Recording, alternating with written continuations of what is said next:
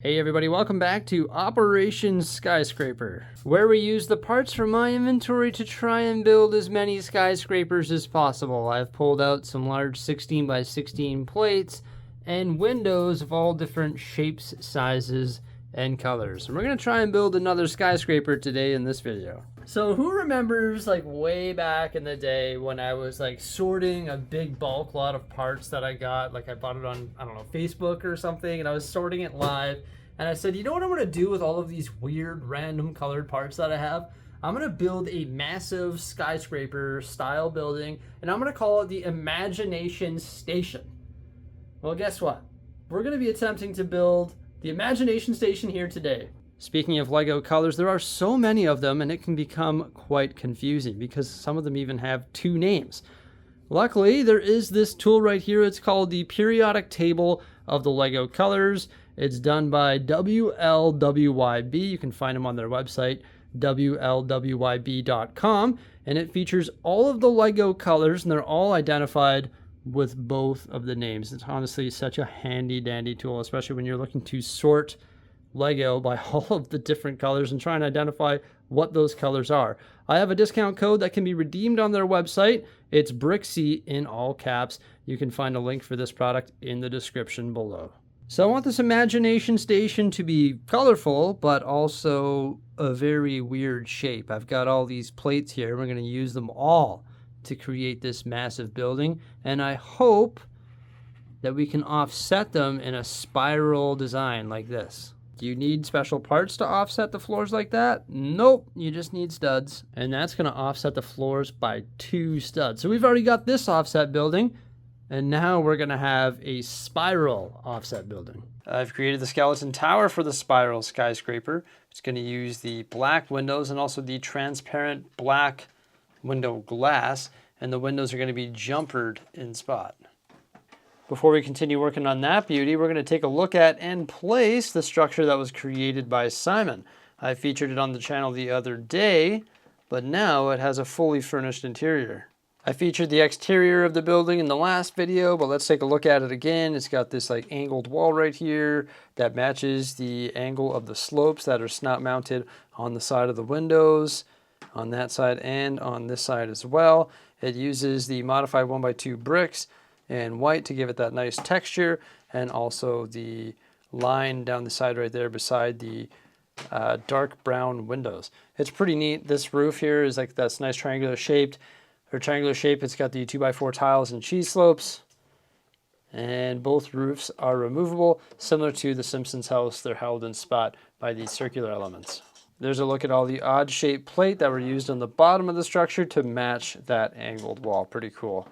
It is a pretty neat box. Inside we've got a couch and a keyboard, plant right below that clock, a little bit of tiling as well, and there is the staircase.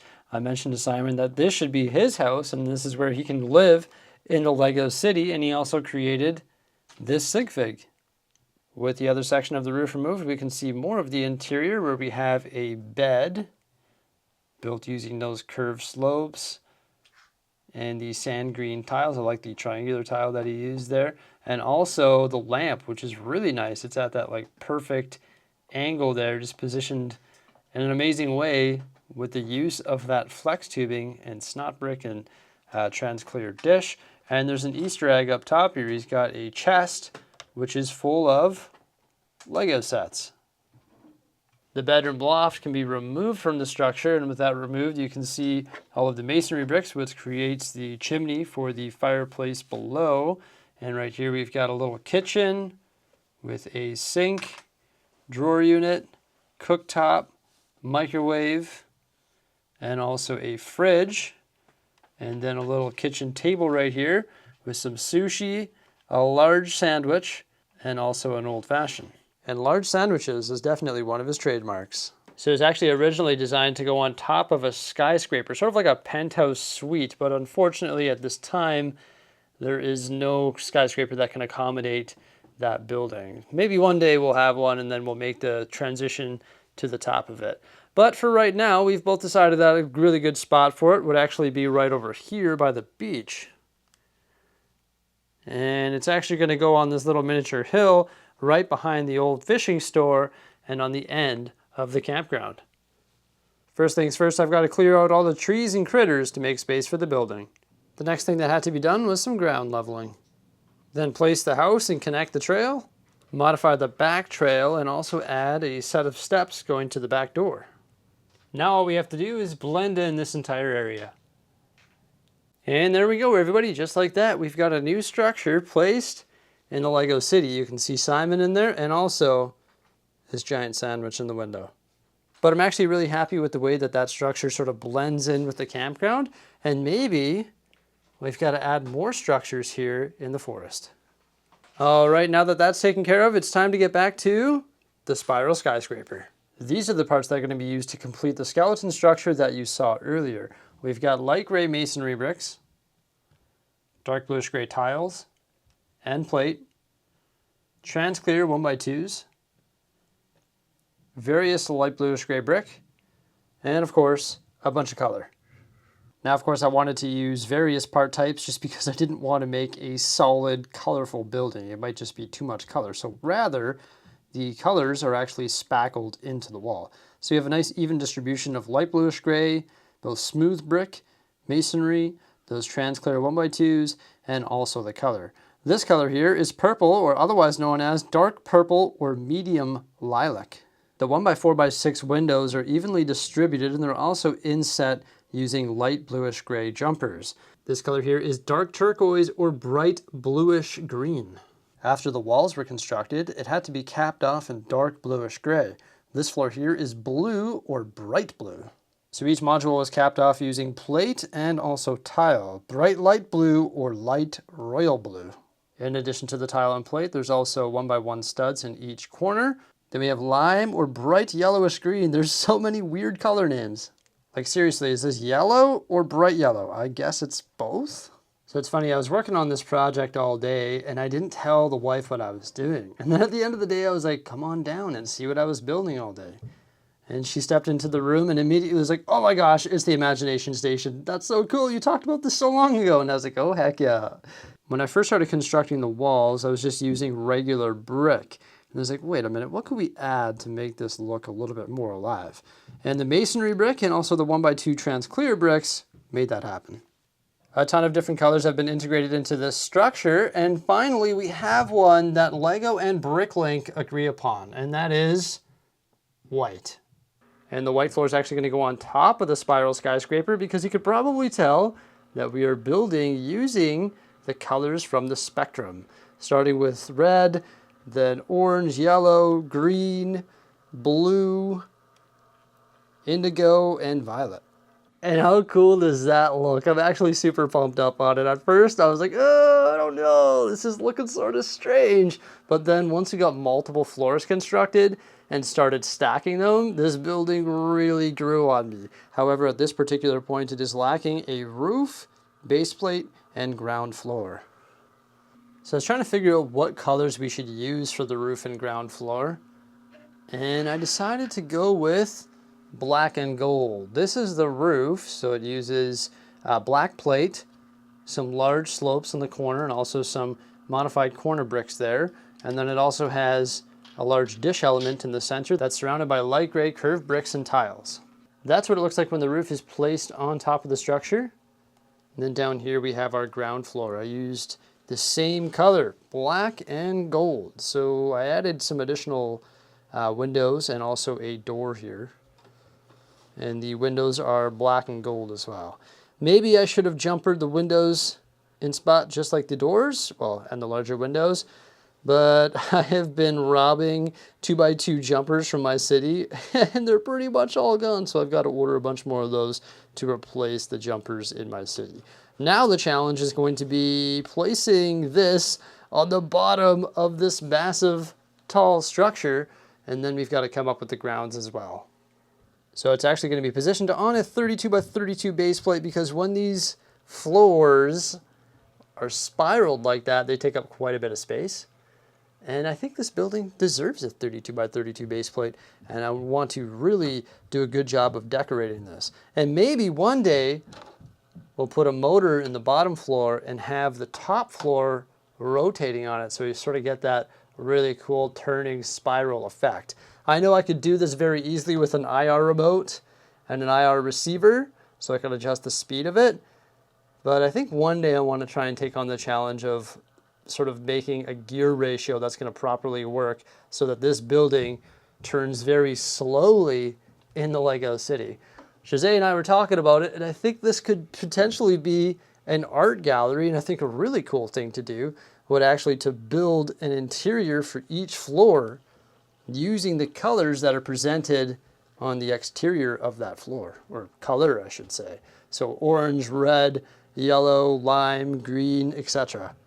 Construction of the Mills plate required more colorful pieces. That's both plates and brick. The end result is actually quite tame. Decided to build some steps using plate and brick, and each step is 2 plates difference in height, and then it's completely tiled off with white 1x2s and sand blue 1x1 tiles. Thank you so much, Papwall.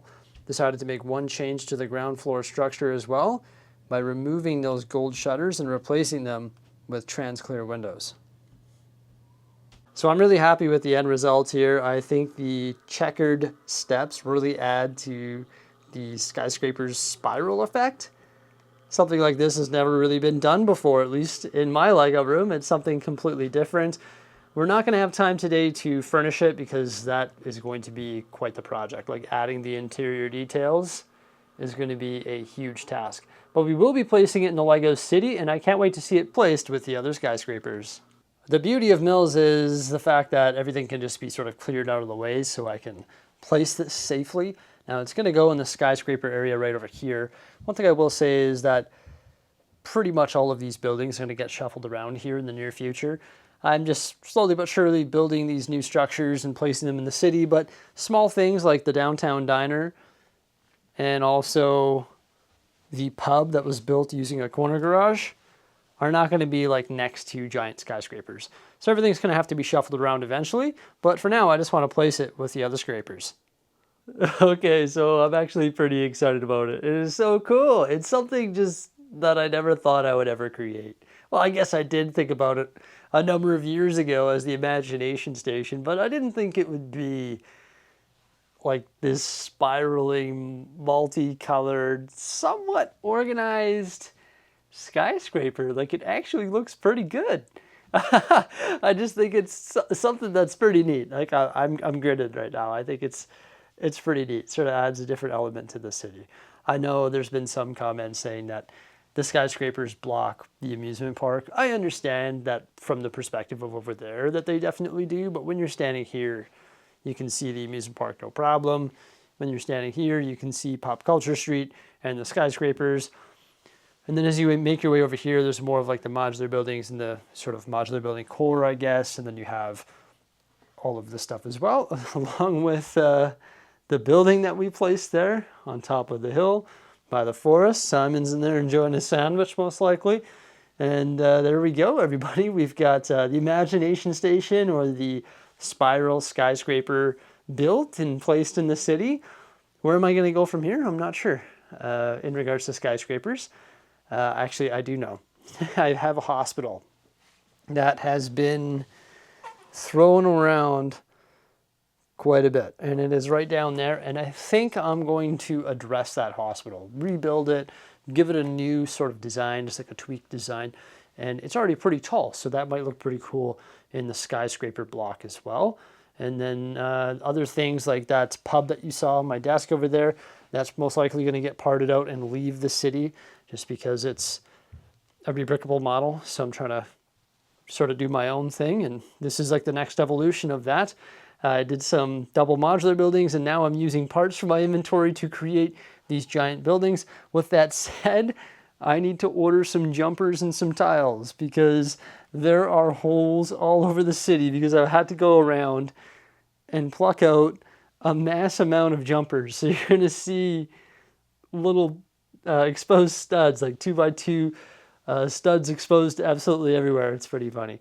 But there we go. We've got the spiral skyscraper added to the Lego city. Thank you so much for coming on by. Please remember to like, subscribe, and stay tuned. Farewell.